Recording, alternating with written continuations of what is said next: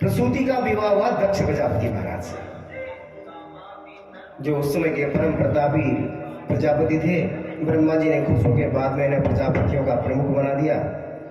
दक्ष प्रजापति की 16 कन्याएं हुई, ये आप जानते हैं, जिनमें से 13 का विवाह हुआ धर्म से, जिनका नाम है श्रद्धा, मैत्री, दया आदि, और एक का विवाह हुआ अग्नि देवता से, एक देवी पितरों को, और एक का विवाह हुआ आप सब जानते हैं, जिसका नाम सती था, हमारे भोले बाबा के अर्धांगिनी के रूप में इनका विवाह हुआ।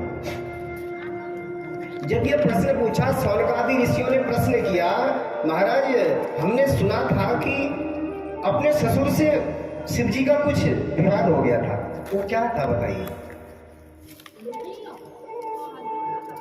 तो बड़े संक्षिप्त में इस कथा को सुनते हैं कि प्रयागराज में एक बार प्रजापतियों का बहुत बड़ा यज्ञ हुआ, अनेक देवी देवता वहां आए। तो जब आसन में विराजमान थे सभी देवता, सभी प्रजापति, एक आसन में ब्रह्मा जी विराजमान थे, दूसरे में शिव जी भी विराजमान थे। इतने में दक्ष प्रजापति आए। अब प्रजापतियों में प्रमुख है, उनके भीतर आते ही सभी देवता अपने स्थानों से खड़े हो गए। अब भगवान भोले बाबा के लिए न कोई छोटा न कोई बड़ा, वो तो शमशानवासी है महाराज, वो सबको एक राग की दृष्टि से देखते हैं। उनके यहाँ शत्रु भी आके मित्र बन जाता है, तो फिर क्या अपमान क्या मान, न उनका अपमान करो तब उन्हें बुरा लगता, न सम्मान करो न उन्हें कोई विशेष चिंता। बस वो आपके कष्टों में एक आवाज लगाओ, ऐसे द्रवीभूत हो जाते हैं कि तुरंत दौड़ के आए। जब खड़े नहीं उठे तो एक ऋषि ने, अन्य देवता जो बैठे थे उन्होंने इशारा किया, देखो तो 2 लोग नहीं उठे, एक ब्रह्मा जी एक शिव जी। अब वो तो महादेव है, त्रिदेवों में एक है, वो क्यों खड़े उठेंगे। उन्हें इस बात का भान भी नहीं था। यह इशारा करके समझाया, पहले गुस्सा तो आया दक्ष प्रजापति को, देखो मेरा जमाई है, अब दृष्टि बदल गई ना। भोले बाबा को महादेव की दृष्टि से ना देखकर जमाई की दृष्टि से देखा। मैं ससुर था, खड़ा होना चाहिए था। भगवान महाराज खड़े, एक ने इशारा किया, देखो तुम्हारा जमाई नहीं हुआ खड़ा। अब और भी गुस्सा आ गया साहब, लोग कह रहे हैं, देख रहे हैं, ससुर का तो कोई सम्मान ही नहीं। आते आते क्रोध इतना बड़ा मुंह से निकल पड़ा। ये शिव ना बिल्कुल अधम है, इसे सम्मान करने का बिल्कुल तरीका नहीं है, आदर सत्कार करना नहीं आता। इतना तक तो ठीक था, कुशब्द भी मुंह से निकल गए। इसकी आंख है ना बंदर जैसी, कृत्य भी वैसे ही, और फिर भी नहीं रुका लोग। कुछ लोगों ने रुकाया, अरे रुको, ये भोले बाबा है, भोले बाबा सुन रहे हैं, कोई प्रत्युत्तर नहीं दिया। मैंने कहा ना, मान में खुश है ना, अपमान में उन्हें बुरा लगता है, वो मान अपमान से परे है। और अंततः श्राप दे दिया कि यह जो शिव है, अयम तो देव यजन इंद्रो उपेन्द्रादिभिर्भव।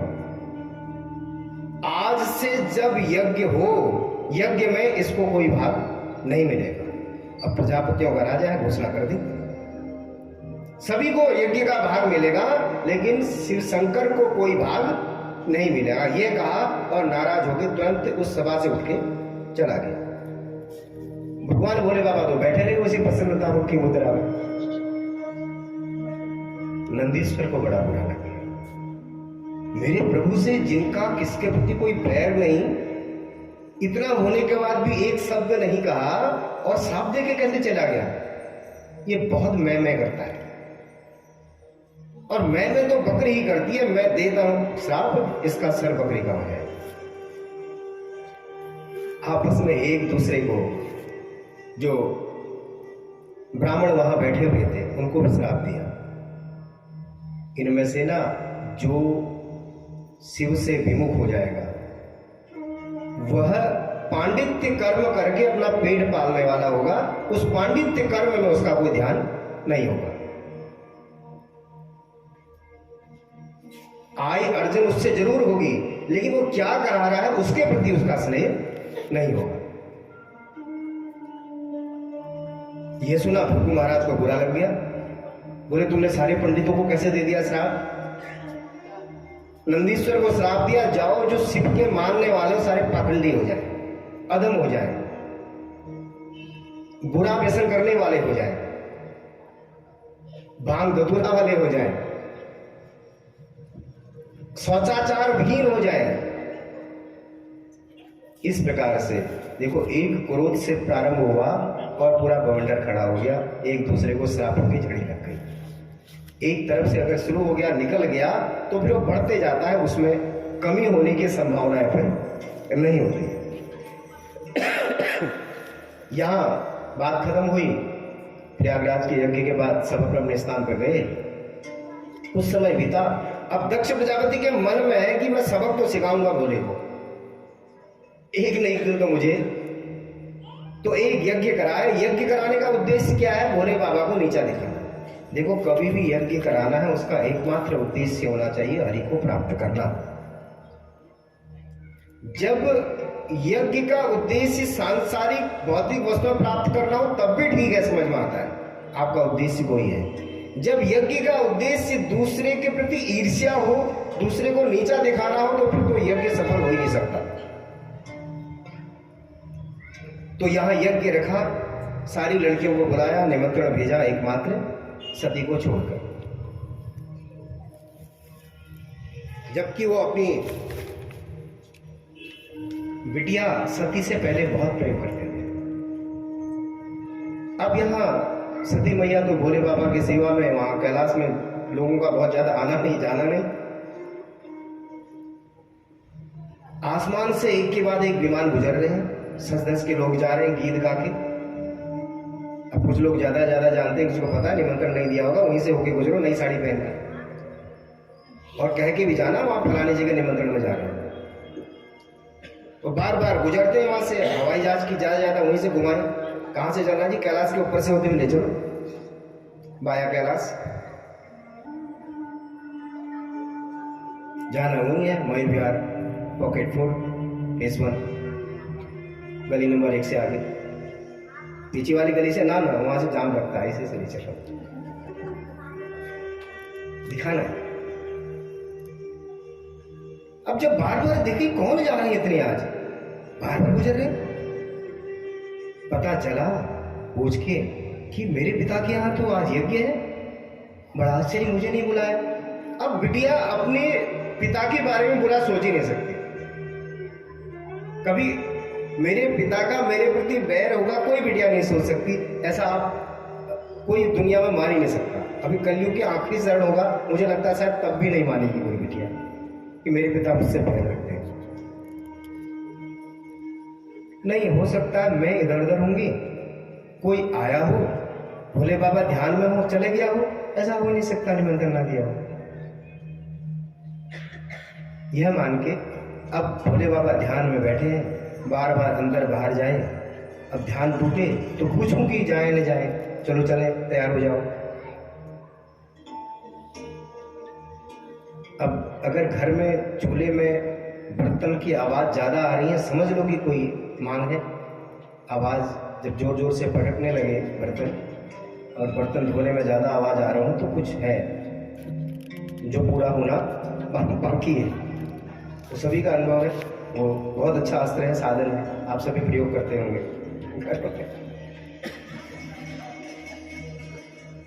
तो भोले बाबा का ध्यान खुला कि आज इतनी बार बाहर अंदर क्या है, पूछा तो बात रखी कि मेरे पिता के घर में है यज्ञ, चलो आप भी चलो। शांत होके बैठाया, सती बैठ, बताता हूं क्या कारण है। मुझे लगता है हमें नहीं जाना चाहिए। क्यों? सारा जो विवरण था आज तक नहीं बताया था। भोले बाबा की विशेषताएं आप देखिए।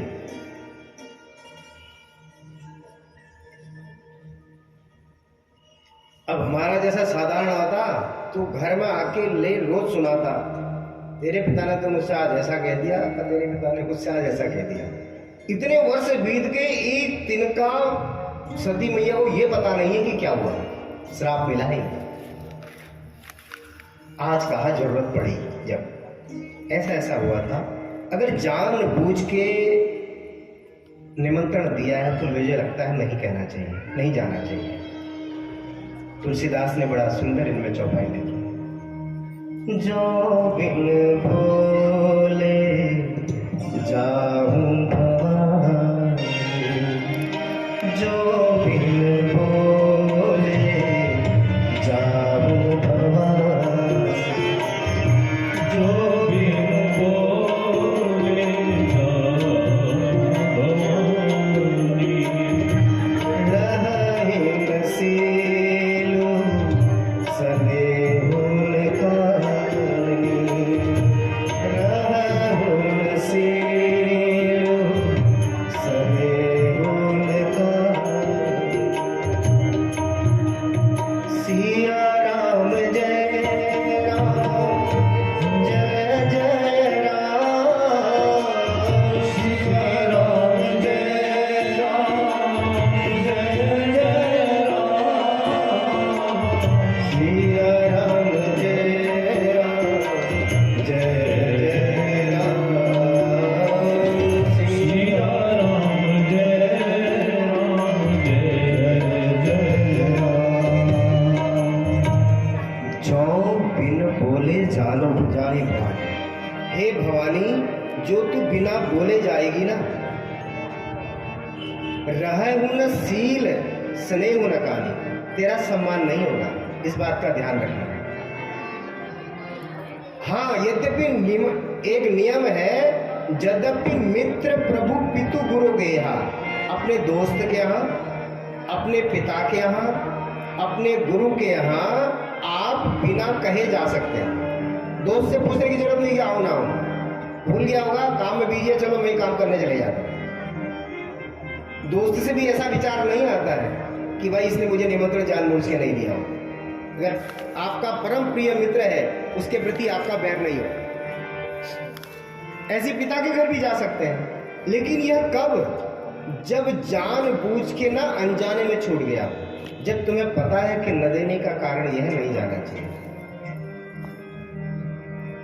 अब जाने की इच्छा है, 15 की 15 बहनें और वहां आई होंगी, अनेक मेरे रिश्तेदार आए होंगे, सबसे मुलाकात हो जाती। भांति अनेक संग समुझावा, भावी बसन ज्ञान हो रहा, सीधा से लिखा। अनेक प्रकार भोले बाबा ने समझाया, भोले बाबा भी समझाने में फेल। मैंने कहा ना, जब नहीं समझना है तो भगवान शंभू भी नहीं समझा सकते। अब इच्छा नहीं थी, भोले बाबा ने तो एक तरह से इनकार ही कर दिया, ना हाँ कहा है ना कहा। ये कहा कि नहीं जाना चाहिए, सामान्य एक संदेश दिया।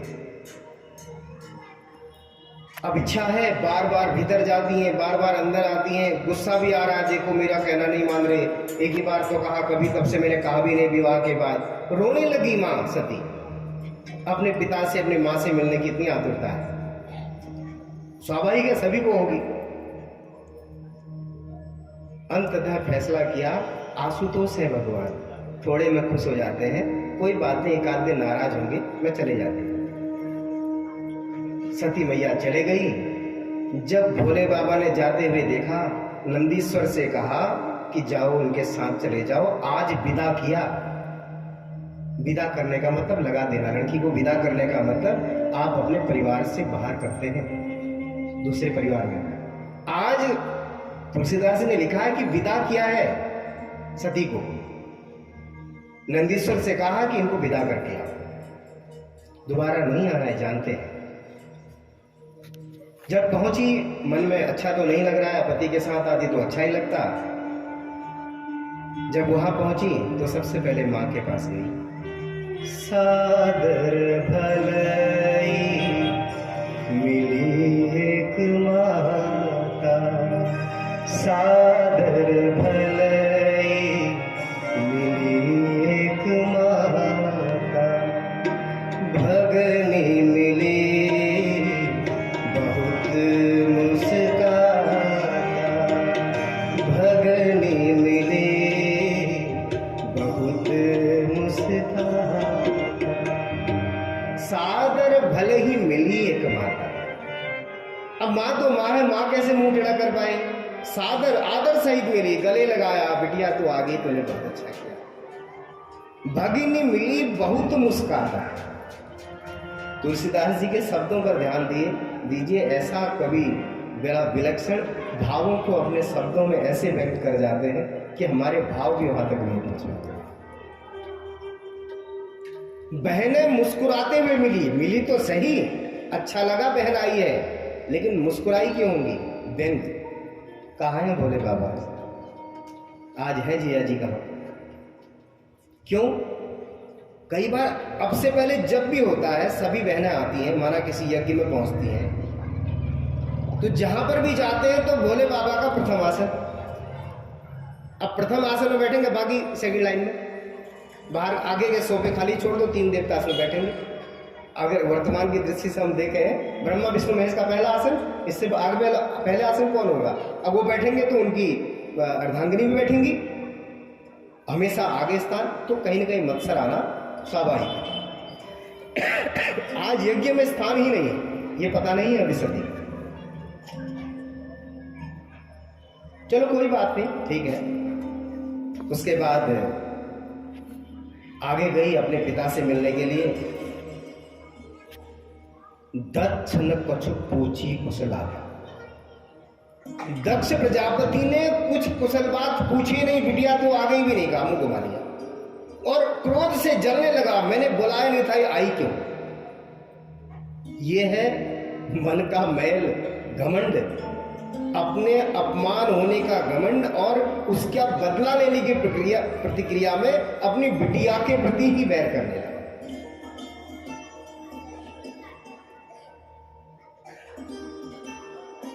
तो कोई बात नहीं, चलो पिताजी ठीक है, गलती तो कहीं ना कहीं शुरुआत में हो ही गई है, जब घर से बिना सोचे समझे कदम उठा लिया। जब गई यज्ञ मंडप में, अब पता चला कि भोले बाबा ने क्या कहा था। सब देवताओं के आसन बिछे पड़े हैं, ब्रह्मा का आसन है, विष्णु महादेव का आसन है, एकमात्र महादेव भोले बाबा का आसन नहीं है। तो तुरंत क्रोध में आके शरीर जलने लगा। सुनहु सभासद सकल मुनिंदा, कही सुनी जिन शंकर निंदा। सुनहु सभासद सकल मुनिंदा, कही सुनी जिन शंकर निंदा। सो फल तुरत लहब सब पाऊ, सो फल तुरत लहब सब पाऊ। भली भांति पछताहि पिताहु, भली भांति पछताहि पिताहु। क्रोध में आगे कि सुनो सभासद, अरे सभासदों सुनो, सारे मुनि बैठे हैं, सारे देवता यहां बैठे हैं। जिसने शंकर की निंदा ही है, ये शंकर का आसन नहीं बिछाया, सर्व पूज्य देवता है, तुमने शंकर की निंदा की है। जिसने निंदा की है वो सब प्रतिफल प्राप्त करेंगे इसका। और यह दक्ष पिता नहीं कहा, यह दक्ष प्रजापति जो अभिमान में यह करता है, इसको भी फल मिलेगा इसका। व्यथित हो गई। अब मन में यह है, अगर मैं लौट के जाऊंगी तो किस तरह जाऊंगी? वहां से तो इस तरह से आई और यहां पिता के घर यह अपमान, अब नहीं जा सकती वापस। जाके अगर उन्होंने मुझसे कहा अरे दक्ष कुमारी आ गई, तो मैं नाम नहीं सुनना चाहती इनका अपने का। ये व्यंग मैं सहन नहीं कर पाऊंगी। तुरंत योग विद्या द्वारा क्या किया? अस कहीं जोग अग्नि तनुजारा, अस कहीं जोग अग्नि तनुजारा। भयहु सकल सब महाकारा, भयहु सकल मत हाहाकारा। अस कहीं जोग अग्नि तनुजारा, अस कहीं जोग अग्नि तनुजारा।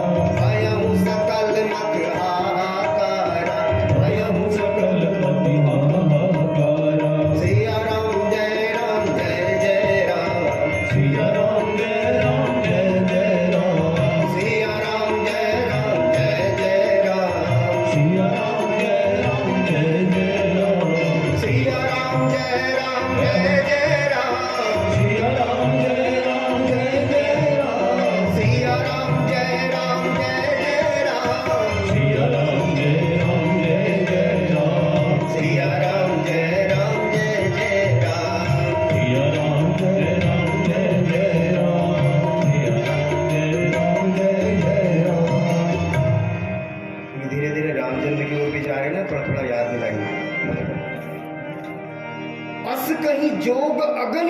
सारा अपनी योग विद्या के द्वारा अपने शरीर में अग्नि पैदा की और उसी यज्ञ भूमि में अपने शरीर को जला दिया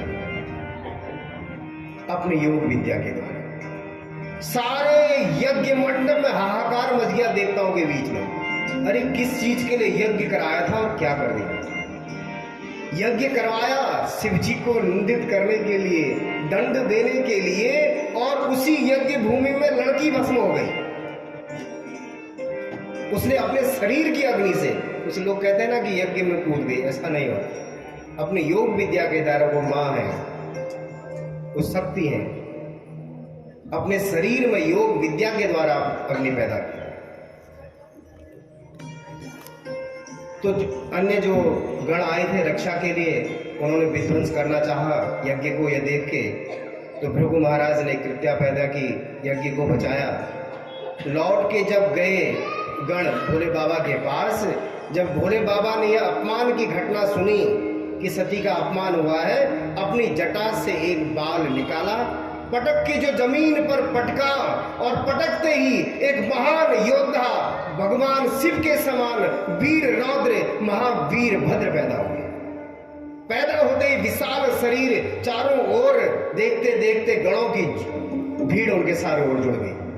अट्टहास करके मांगा आदेश भगवान भोले बाबा से, और विशाल सेना लेके भोले बाबा के आदेश पर उसी स्थल की ओर गए जहां दक्ष प्रजापति।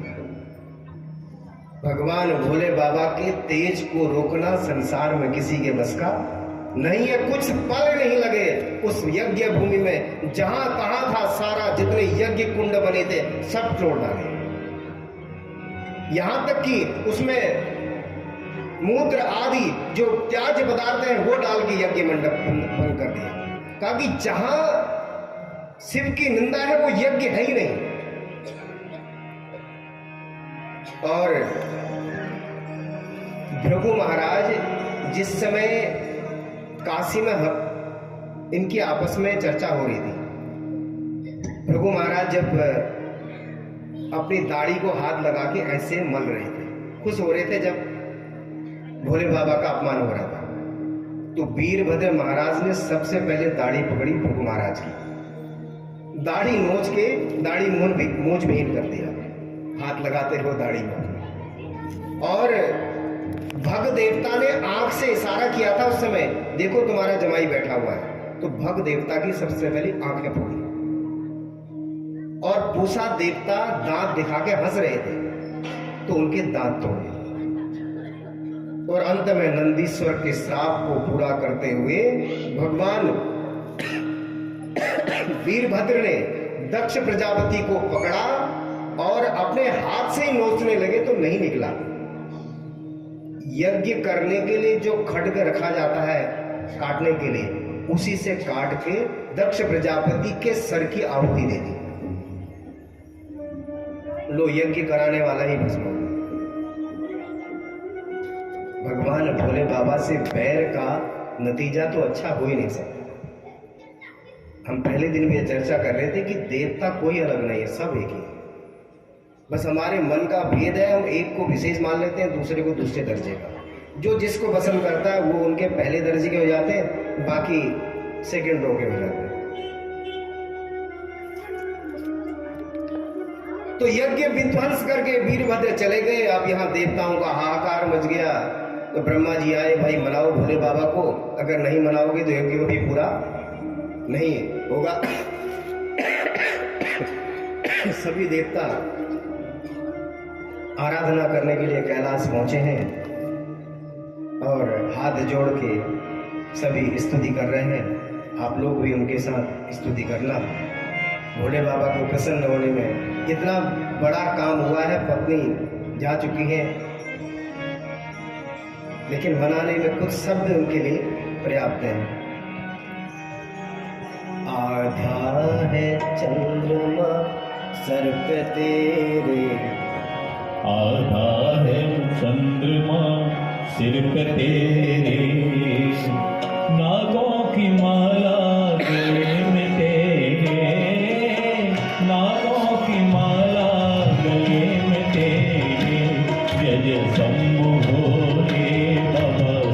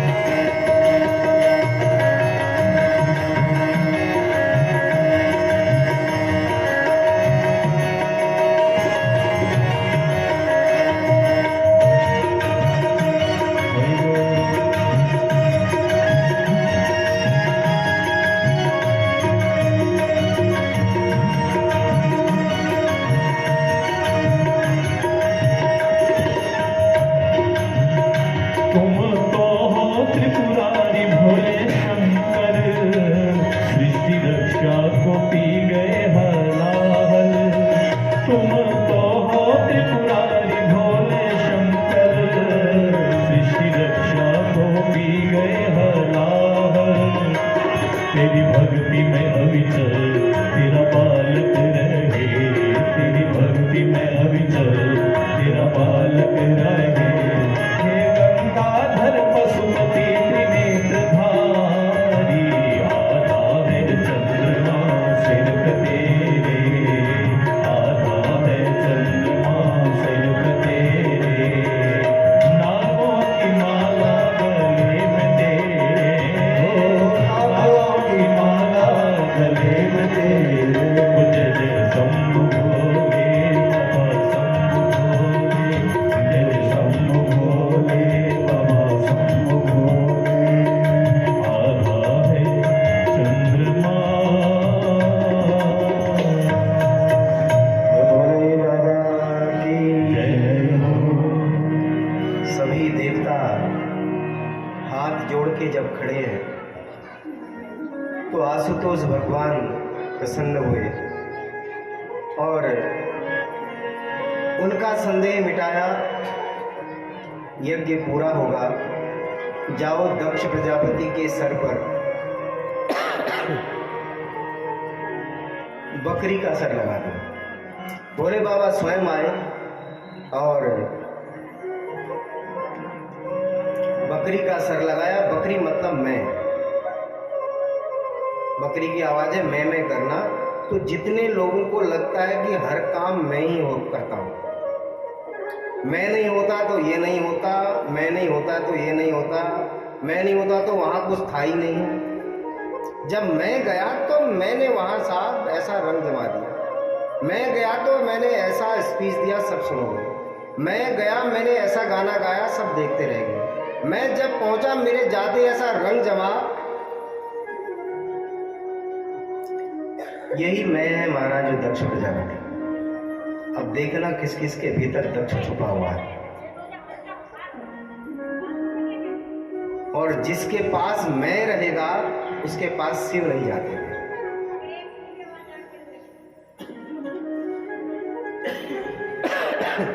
लगाया तो भगवान भोले बाबा की दृष्टि पड़ी। दक्ष प्रजापति जैसे सो के उठते हैं ऐसे उठ गए और अब ज्ञान हो गया। क्षमा मांगी, हे भगवान, हे भोले बाबा, मैं तो तुम्हें अपने जवानी के रूप में देख रहा था।